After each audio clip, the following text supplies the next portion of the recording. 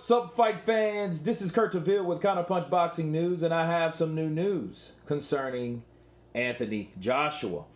I recently put up a community poll, and I asked a question about Anthony Joshua, and it was, did Anthony Joshua run against Andy Ruiz to win the unified titles back?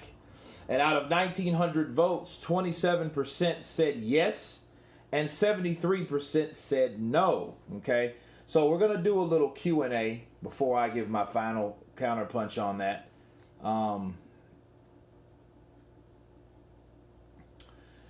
Torrent Blaze, he said running, but Lennox Lewis was fanboying over AJ's boxing. Okay, RC Taz saying AJ ran is like calling Fury a marathon runner. Okay, boxing in Boom Bop. He took away all Andy's tools and advantages, hand speed, etc. Gave himself all the advantages. Everyone wants to talk about Joshua running, but don't want to talk about Andy's inability to do anything about it. That one-sided education AJ gave him. Some food for thought. All these people saying Joshua ran are no doubt Wilder fans. Okay, do they expect Wilder to go in to the Fury rematch and do the exact same thing he did in the second fight? The answer is no. So why do we expect Anthony Joshua to stand and trade in the inside with a shorter, faster hand inside counterpuncher after he already tried it and it didn't work? The only conclusion we can come to is they're just unhappy that Joshua won. I mean, they're literally crying because Joshua wouldn't stand still and let the other guy hit him. Do you think they actually realize how silly they sound? The whole point is not to get hit. Wow. Look, let me stop there for a second and counterpunch this particular article. Okay.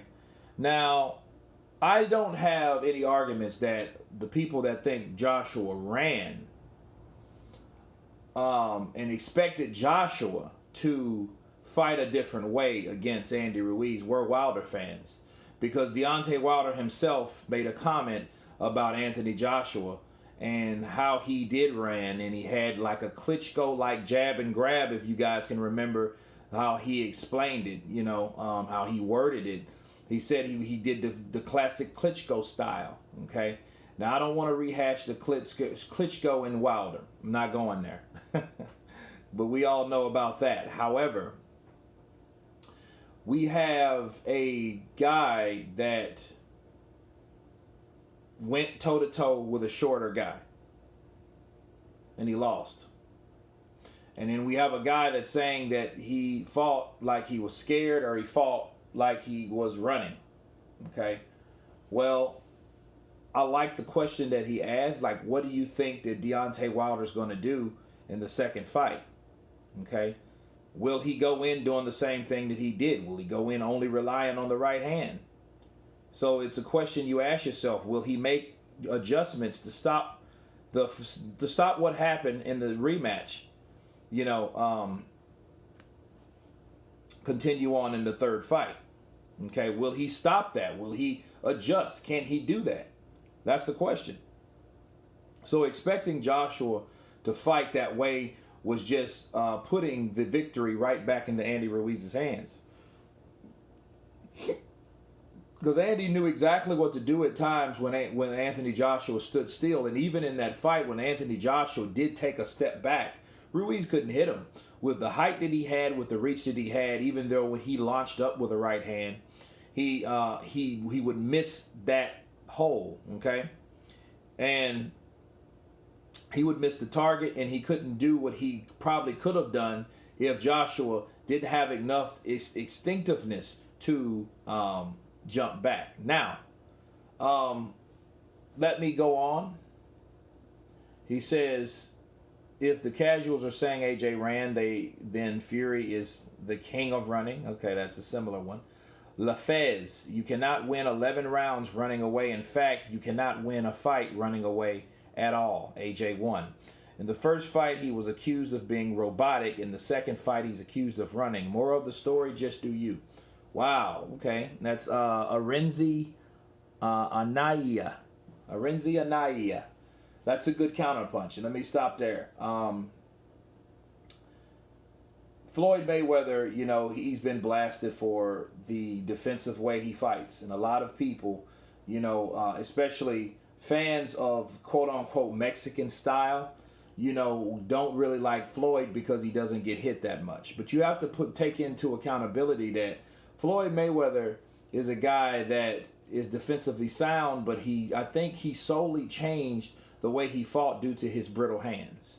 And I think actually it's a secret blessing. It's a blessing in disguise. The silver lining is if he didn't have to adjust to that defensive style because of his hands, I think he would have actually took more punishment because his hands would have been more active fighting constant top 10 opposition. I think he would have been hit more.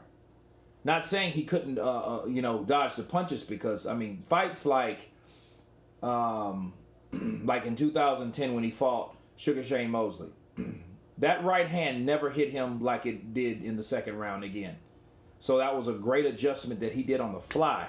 So the idea of hit without being hit, and look at his condition today. He's just fine. You know, he might have had other challenges, but it wasn't because he was getting hit. Okay, he doesn't talk the way he talks because he's had a fist punched in his head too many times. Okay, I don't see the effects whatsoever, right? So with running away people 11 rounds, it's hard to say someone's running when the other guy can't find a way to hit him. That's just the other guy's fault, and I've been saying that for a long time. What happened is he respected his opponent after his loss, Prince Donnie Ben Israel. He said he respected his opponent after his loss. Andy is nobody to play with.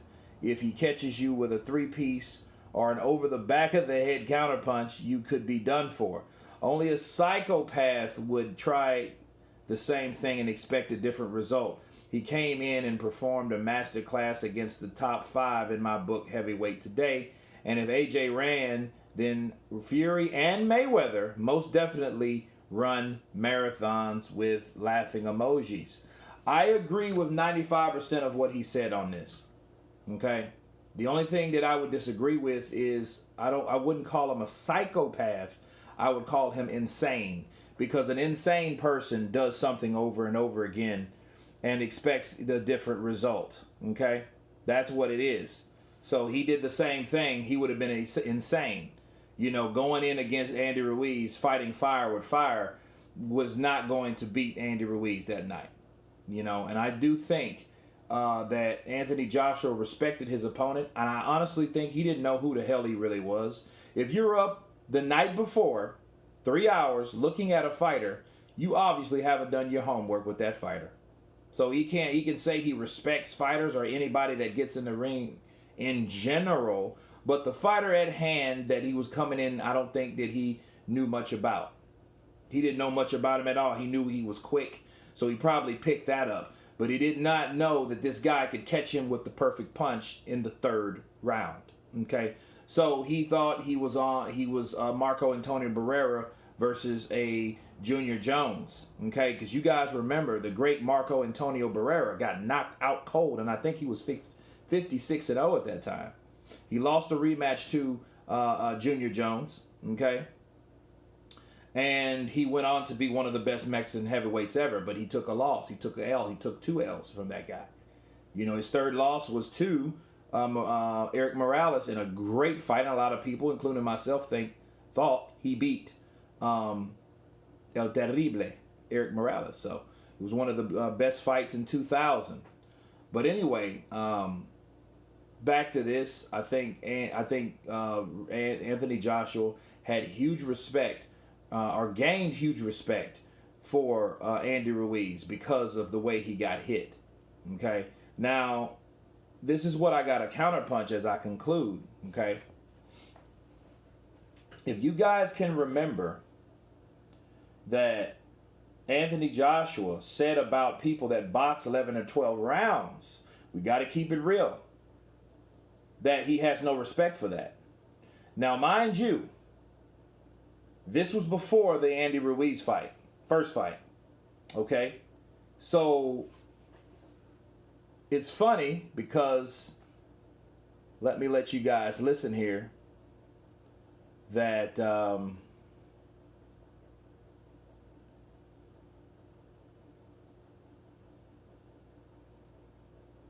that Jarrell Big Baby Miller actually had this on his Instagram about Anthony Joshua, and this is what he had to say per se.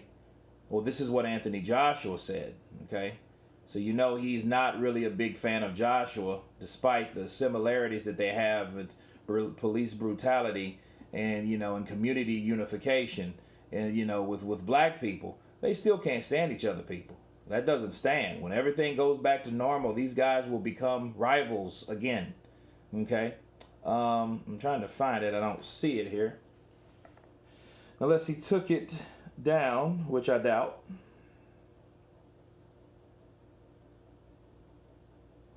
Yep, here it is.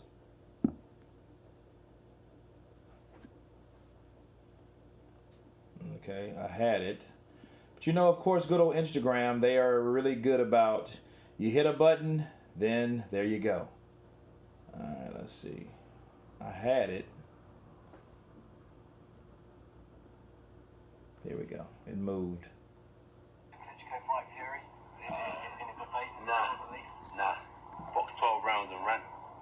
Don't respect that. I've always said, like, if I'm the king of Dubai in the olden days, and different empire comes to take my territory, you don't come and steal my treasure.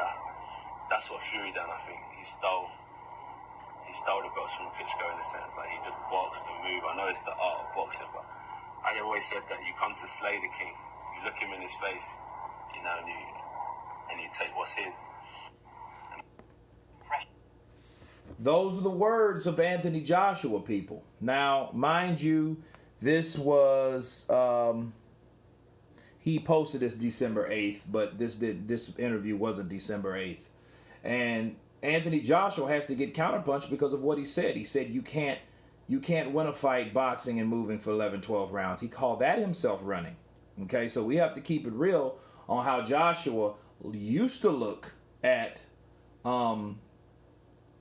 fighting, boxing, winning. Okay, because that's exactly what he did in the Andy Ruiz fight. Now, I do think the Andy Ruiz fight was a lot more interesting than the Tyson Fury versus Vladimir Klitschko fight because it was a snooze fest. Even Tyson Fury admitted to that. However, Anthony Joshua, I think he learned a valuable lesson that he can't go in there expecting that he could just blow out every opponent like he used to. Okay? And I know this particular interview was before that Andy Ruiz fight, you know, and if you were to ask him now, you know, I wonder what him not references, I wonder what his reply would be.